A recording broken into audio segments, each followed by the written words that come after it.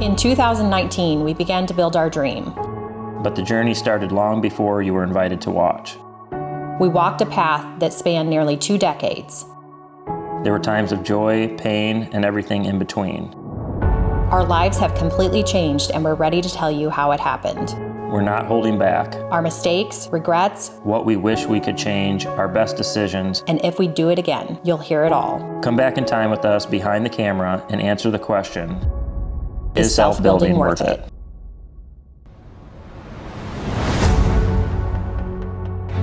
All right guys, welcome back to Mr. Post Frame. This is the series we're calling Is Self-Building Worth It? And today's video is going to include the second thing we would change about our house. Not really change about it, but the quality. It's about making window boxes, windows, and we would change the quality. But before we get started, Emily, you want to talk about our design service? Yes, I'd love to. So Back 40 Buildings is the architectural design firm that Paul and I own, along with our business partner, Liv.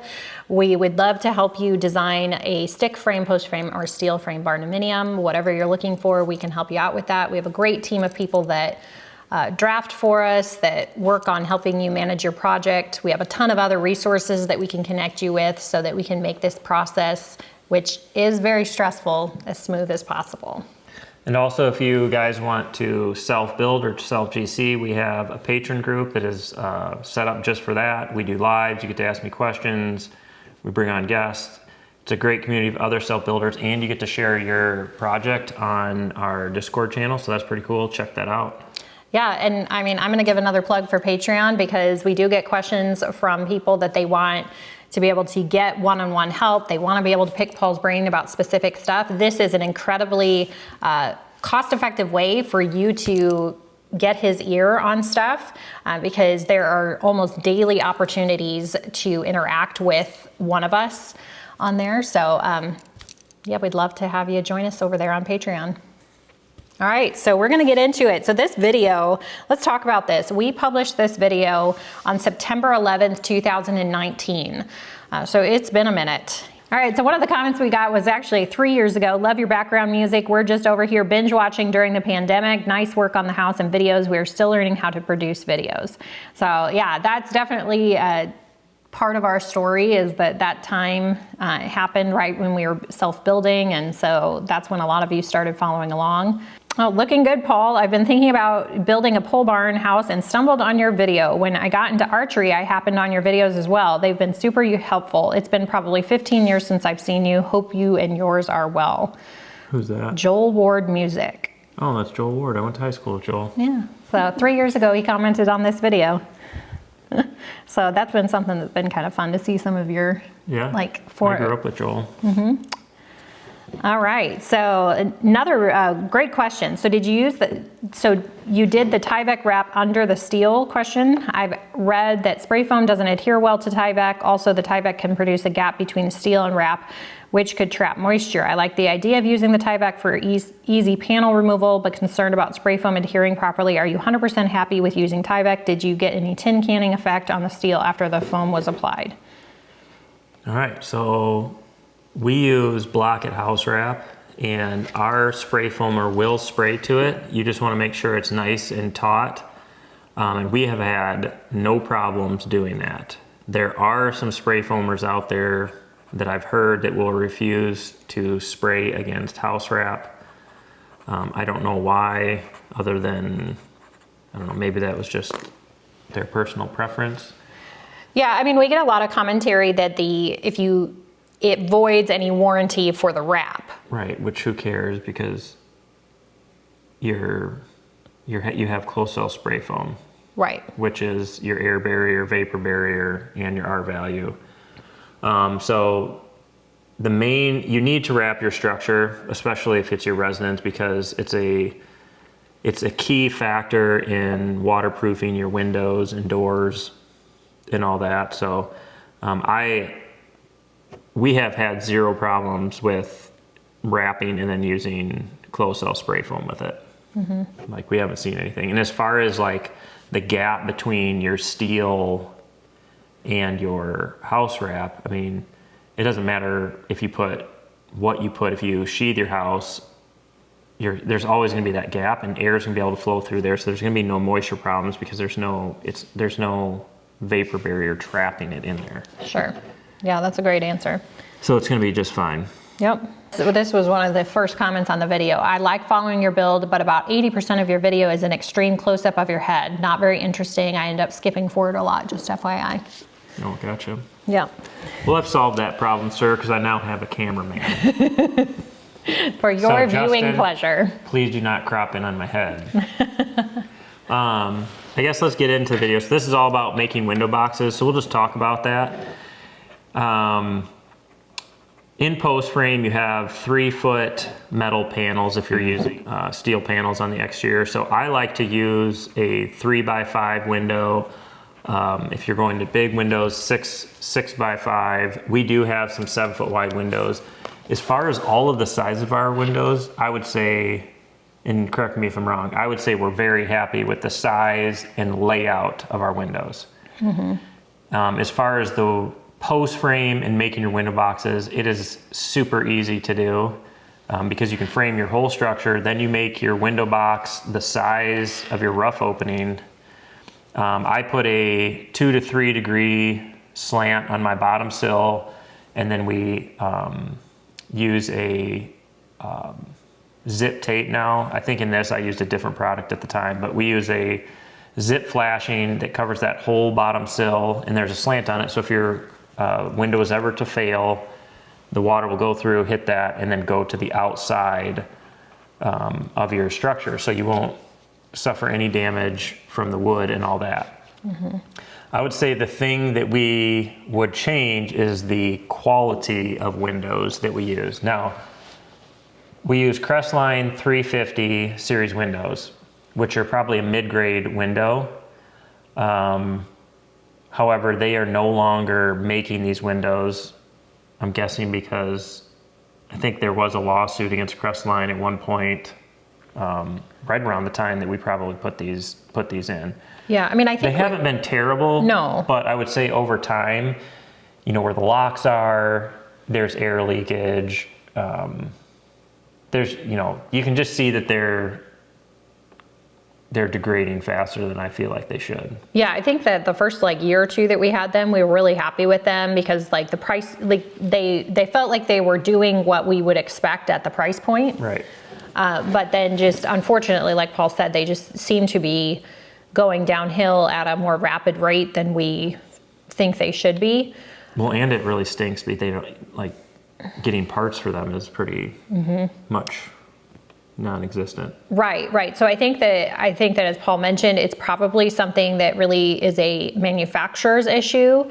And so if we were to go and replace them, there's a high probability that we would replace them with a similar grade, maybe, but just something that has a little bit better track record or reputation or something like that. Yeah, and it's always a balance because when you're doing this, I'm sure you're going to be in the same situation we were. You have a budget and you're thinking about how can I get the windows that I want and be able to afford them.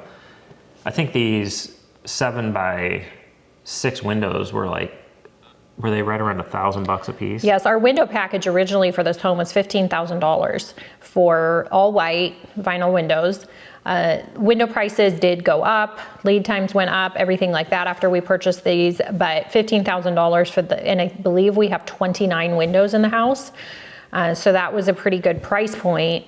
And that's a really tough thing to balance because we do have clients that are like, hey, can you price some really high-end window for me or something like that, and then they're just stunned at it's not just a couple $1,000s more. I mean, it's double, triple, what they started out at for their window quote. So that's something that you do have to balance, is that it isn't always going to be an option for you to just get the top of the line, the best that you can get, because your window package could cost almost as much as your entire building package. Yeah. And I would say the same thing for our doors. Doors that are going to get used a lot. We used Mastercraft. All of this stuff, like the windows and doors, all came from Menards. And I'm not talking negatively against Menards, but I am definitely not happy with the doors that we chose either. I don't remember what we paid for our front door, but We paid around $2,000 for the front door, and it's a single door with a side light on either side, and it's a pre-finished. I've had to replace both side lights, which they did replace, send those to us finally. It took a while to get that done. Yeah, that was more of I think we tagged them on our social media a lot, and that's how we got it. I'm not sure that their customer service would have been obliging for other people. Yeah, it's hard to say. Yeah. But we've replaced both side lights. The door just doesn't seal very well. And you notice these things in the winter when you have a really, like 0 to 10 degrees and it's windy. You'll definitely find out where, your leakage is happening. So I guess that's the biggest thing with this video is I would change the quality of windows that we'd have bought. So a couple things to talk about when you are laying out your windows is, one, if you are on an 8-foot post spacing, you can fit about a 7-foot window comfortably in between the posts. And if you've all probably seen our house, and our great room looks really open. You have lots of natural light. So that's one thing to think about. The next thing to think about is you really don't want the edge of your window to line up on the center of a rib. So when I lay out, even from plans, I know which way I'm gonna run my steel, and then I will pull 9 inches on center all the way down that wall. So when I'm placing that window based on the plans, I might shift it left or right a little bit so that I can guarantee it won't land on the rib. Now, if it does, there are some circumstances where you or a client wants something perfectly centered, like over a kitchen window, and there's a rib there. There are ways to run your trim to protect yourself from water, but it's much easier if you can avoid the ribs. Yeah. So that's one thing. Yeah, another thing in the design process that we found with a lot of clients is that 2D images, and when you're looking at your plans, people get excited about windows in barndominiums. They want to have a ton of natural light in them. And so sometimes people over design with the windows. They put, we see in bedrooms, people are requesting a lot more windows than is common. Like for children's bedrooms and guest rooms and things like that, 1 3x5 window, 2 at the most is going to be what you're gonna typically see. Well, because you have to think about where you're gonna put a bed, yes. If you want a dresser, you have to have enough wall space. And code only requires you have 1 egress window in bedrooms. Yeah. And for the most cases, that's all our kids have is 1. Right. I think the corner room is the only one that has two windows in it in our master. Right. Yeah, so that can be a way that you can really keep some of your costs down without sacrificing getting the layout you want, is just to not overdo it in the non-living areas of your house. Yeah, and this whole house is 8 foot on center, so we did not have to move posts or columns for any of our doors or windows anywhere in the house. So I designed this whole thing around the column spacing. Well, we did not have to. You basically, you made the decision not to. So there are a couple places where technically if you wanted the windows to be completely centered in that room that they're in, you would have had to move a post, and it just wasn't. I see what you're saying. Yeah, so it just wasn't worthwhile. There for a second I thought you were crazy. No, I'm not. What are you talking about? No, I'm not. He's actually really lucky to have me this because is I didn't. Prime example how men and women perceive things different. Because I'm like, what are you talking about? This whole thing's 8 foot on center. Yeah, well, and I'm thinking he needs to be super grateful because I did not force him to move a window over 4 inches just because that would make it exactly centered. I mean, I think the fact is that you knew better.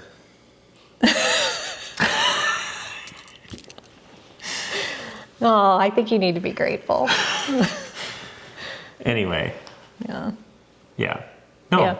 Even if you look at the windows in here, if I'm looking up here at these big windows, if you look really closely, that window spacing is a little bit less than those, but nobody really ever notices that. No. And now if you come to our house, you're going to go around and you're going to find all of the like inch and a half spaces that things could have been shifted. Because I am a very symmetrical person too, and I did sit there and think about this when I was laying out these windows and saying, hey, this between these two windows is going to be a couple inches less than these windows. What do I do?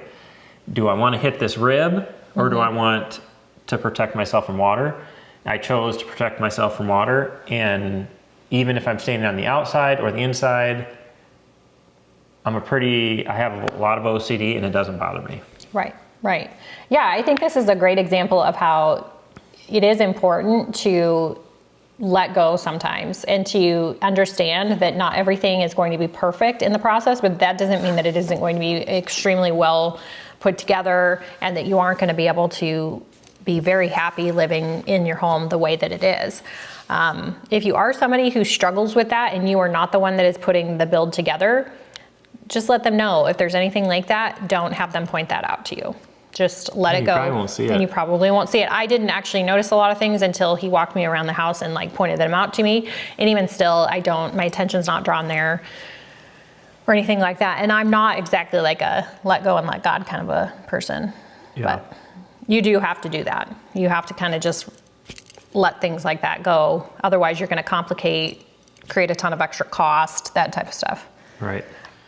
I would say making window boxes, I pretty much make all my window boxes with a 6 1/4 inch circular saw, just handheld one, but a miter saw will help you make that. If you choose to do a 2 to 3 degree cut on so your bottom sill slopes, that will be helpful.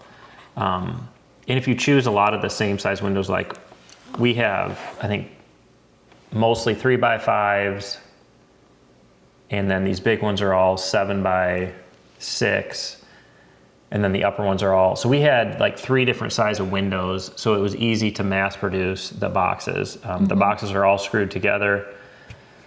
So tools, as far as this is concerned, it's pretty simple. I mean, you should have a miter saw and a circular saw if you're going to be building your own house. The way we lay out our girts, a 3x5 window will attached, I don't know if it's the 3rd girt up, and it actually ends up being perfect. So we don't have to have an extra girt going across the top of that window box.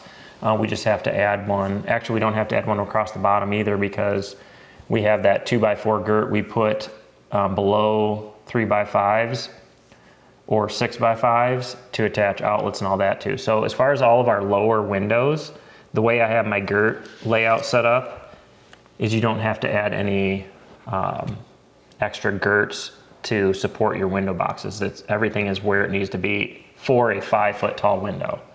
Now, if you go outside of a 5-foot tall window, then it's going to change. We didn't mention it in this video, his shirt with the hole in it.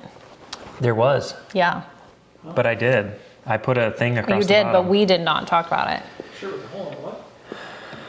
I had my shirt was like had a bunch of holes, and you could like see it, so I put a comment in there somewhere. At 255. So. Yeah, so it was really hot, so I cut these holes in the shirt. Really? No, I'm just kidding. Oh, I was like, no, this was back when you were like. I still have that shirt probably. I bet you I threw it away. I kind of have taken the policy where we have graduated to an age and stage of life that. Yeah, I would bet most self-builders that are watching this they probably wear their stuff out too. Oh yeah, I mean, you still wear it out. I think we just have we've gone to where we have to just release it. We're thankful. Well, it's gone. Yeah, so we're thankful for the happy. time that it gave us, but now you don't have to wear your shoes to the point where. I just want to get every penny out of them. You do.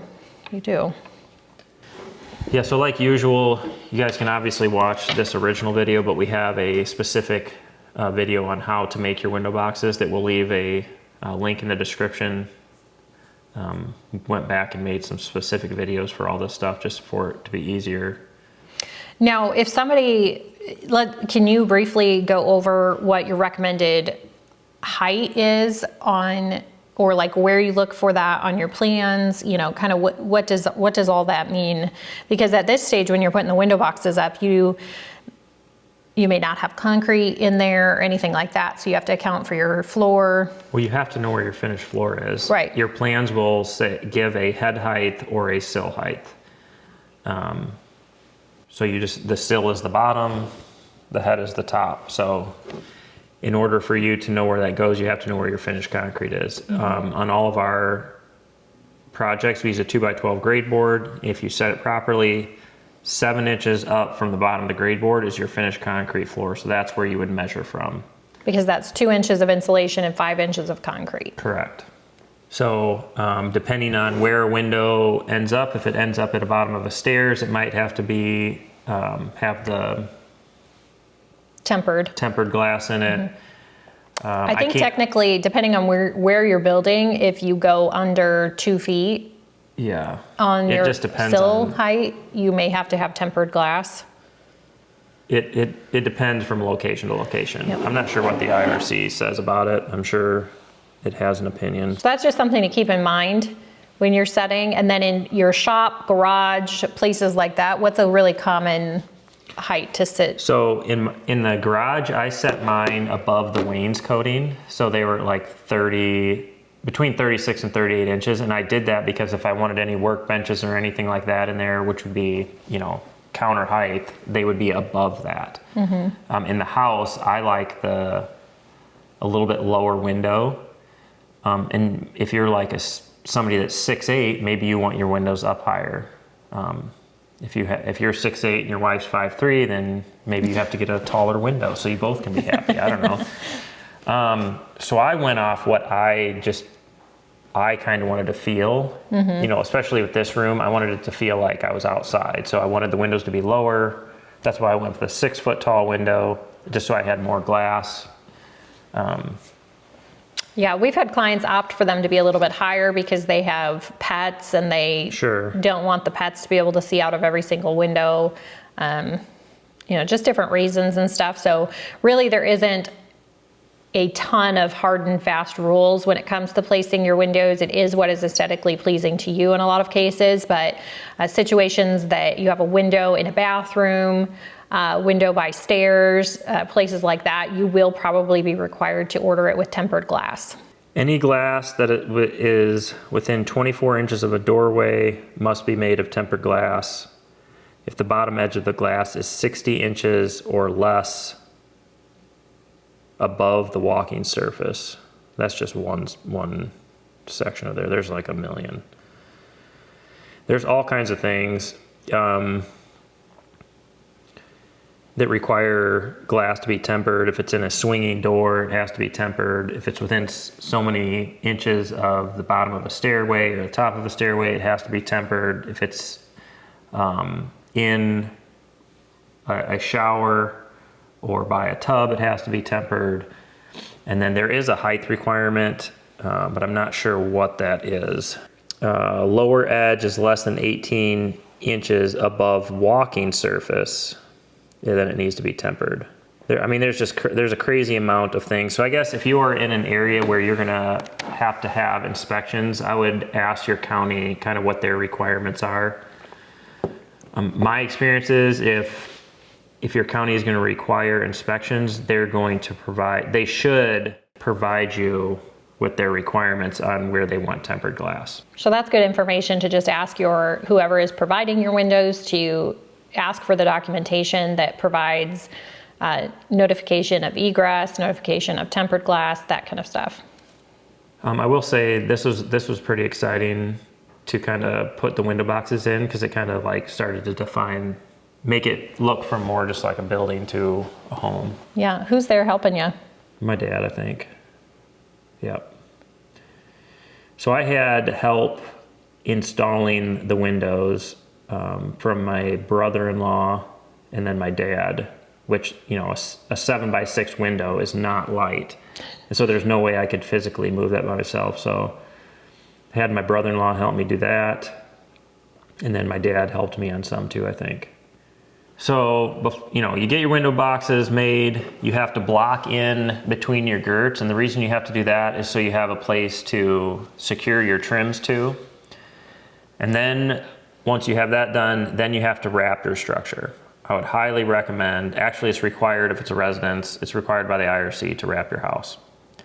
That is a challenge if you've never done it, and you definitely need a lift if you have a 2-story structure. And a couple guys is always handy. And you kind of need to do it on a day that it's not super windy because air does not pass through it. So it's like a big, huge sail. But what we do is, and your window manufacturer is going to have installation instructions on if you wrap the house wrap in through the jambs or if you cut it flush with the edges. Actually, next month on our Patreon group, we're having a vinyl window expert come on. He works for a manufacturer that they build a lot of the components for all of the major window brands, and to kind of talk about what the best, just kind of all around about vinyl windows. So what we do is we wrap it on the sides, the bottom, we bring it in just a couple inches, and the top we will cut flush, and then we pull it up. So when we install the window, you want to think about your window installation as shingling. So you want everything to overlap on the top. So like if water was come down, it would overlap and keep going down versus getting caught in the edge of something.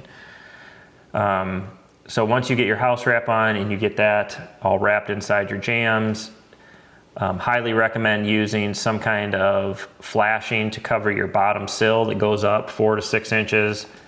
Some people will do the whole sides and top. I only think it's really necessary to do the bottom sill and up the sides 4 to 6 inches.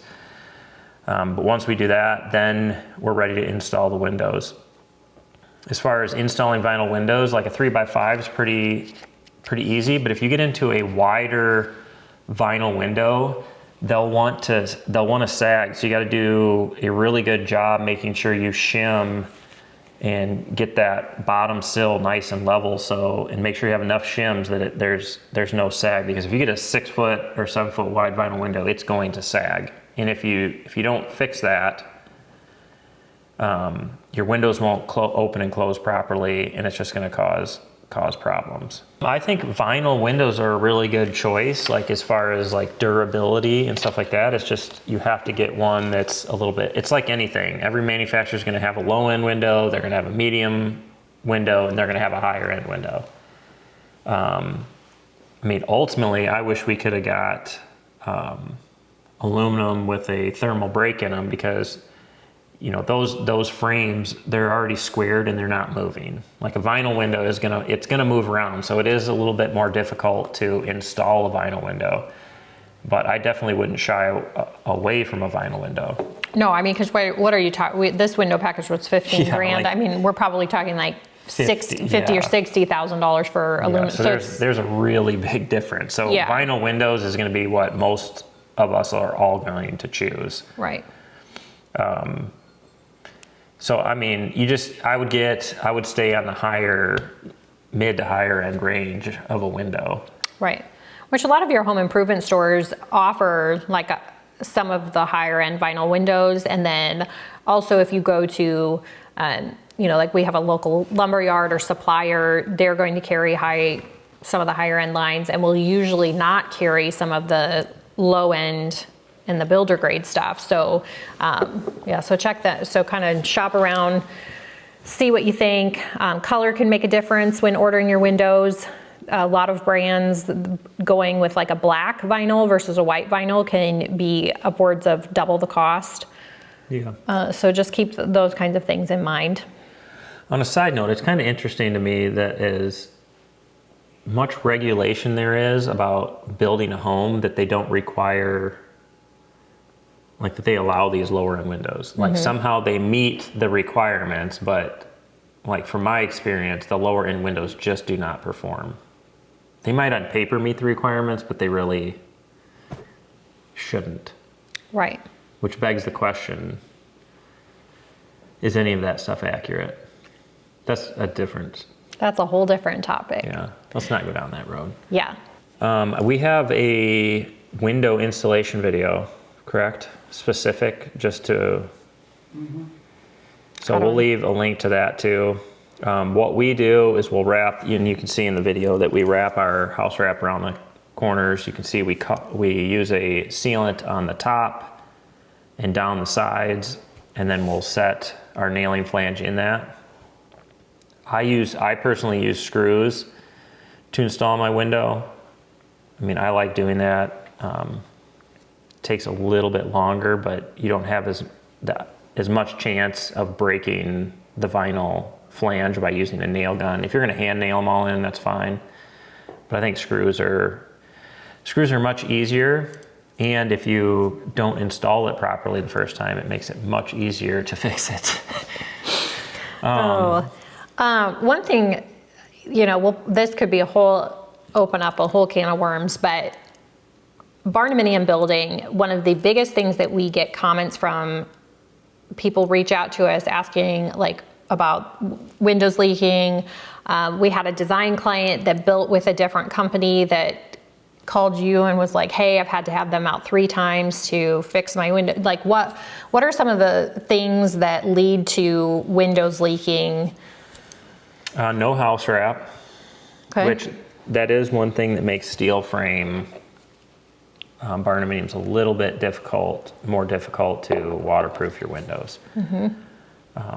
In my opinion, you're almost limited to closed cell spray foam in a steel frame building to kind of get in there and seal that all up, because there's really no way to. I mean, I have to do some research on this, but you don't really see steel frame buildings wrapped with house wrap. House wrap is an integral part in waterproofing your doors and windows. So I would say that's the biggest thing. Proper installation of your sealants and your flashing tapes after it. If you install a window properly, it shouldn't leak. It should never leak unless the window itself is failing. Right. It shouldn't, air and water should not get in around that frame of that window. So it just comes down to poor installation, which in most cases is the problem with anything, is when people get involved, we somehow screw it up. I'm watching myself install this window right now, and I pre-ordered my windows with pre-installed jambs, which in my mind, I'm like, well, if I get these jambs pre-installed, then all I have to do is put my casing on. But they built the jambs the wrong depth. And so I had 2 choices. I could either, because I wanted to use interior girts, so I could either put interior girts on, extend all the jambs,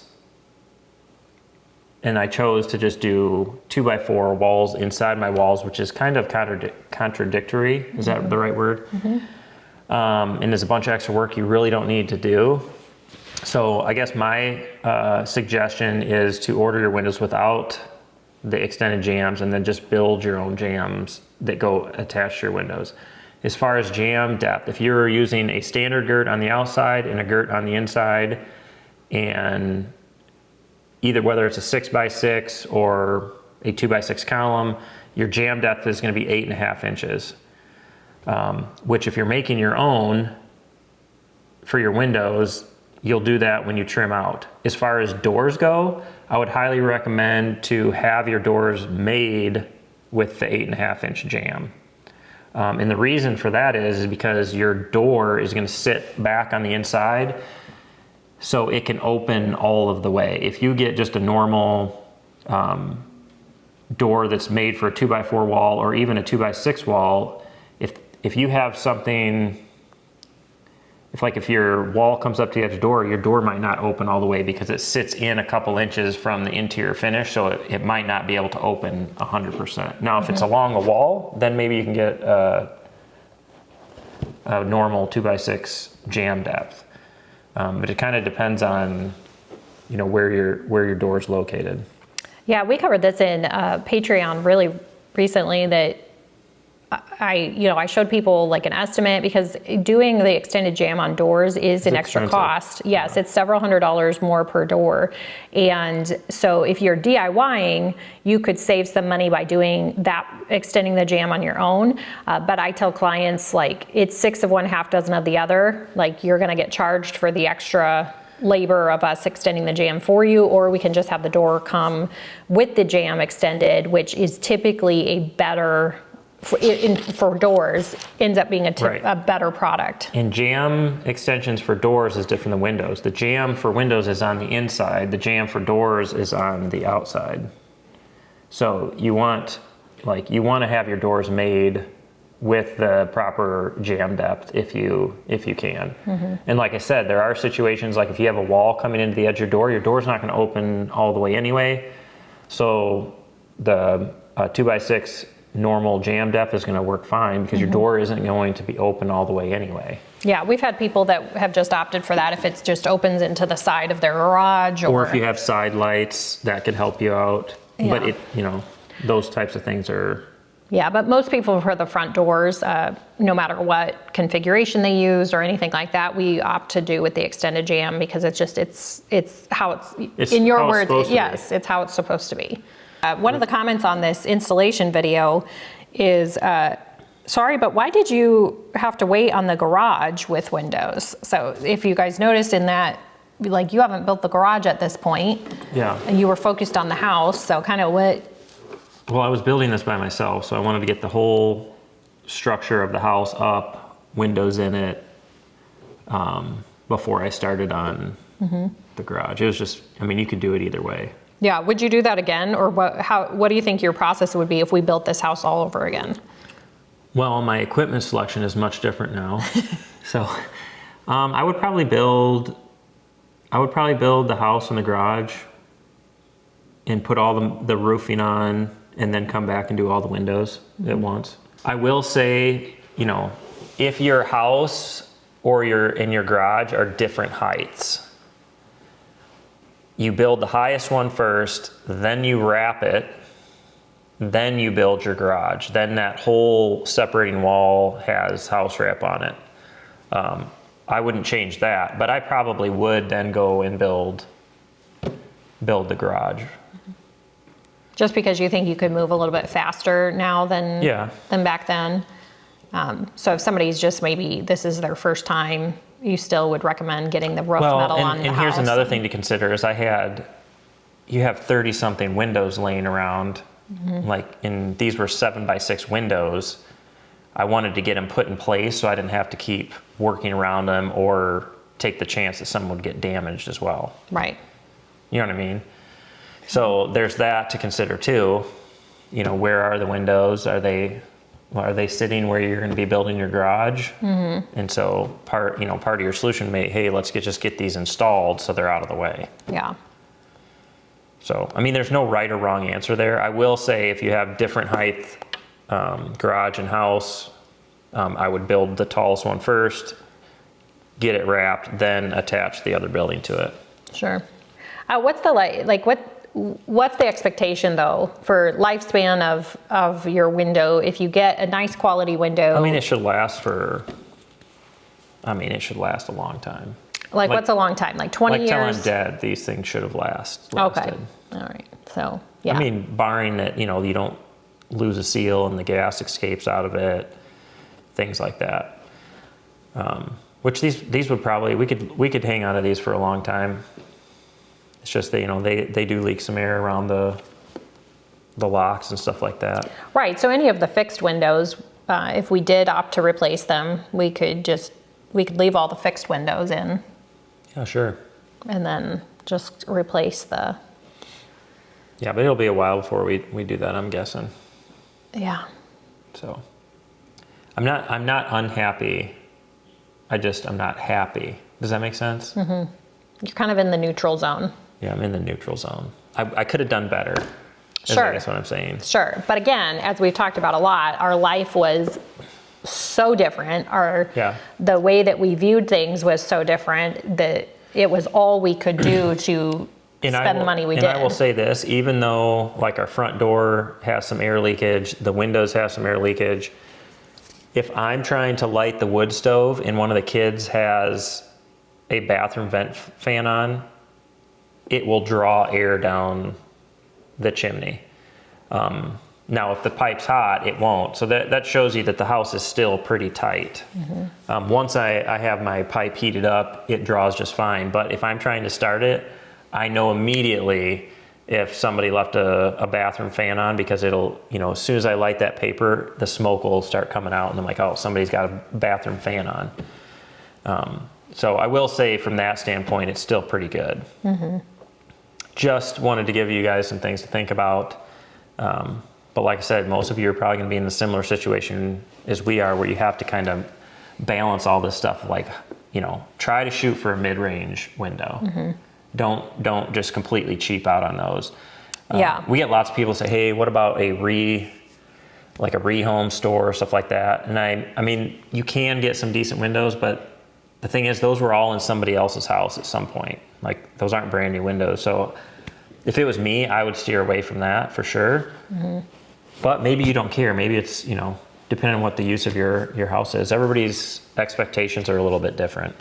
Yeah, if you're building a home that you're like, I'm going to stay in this for decades and I want it to be low maintenance and things like that, then I would definitely shy away from it. If it's a secondary like hunting cabin or something like that is just not going to get the heavy day-to-day use, or if it's in an area or a situation where it's not meant to be like a high-end resale home, then you could opt for that. But yeah, for those of you who are building your forever home, this isn't the place to cheap out on it.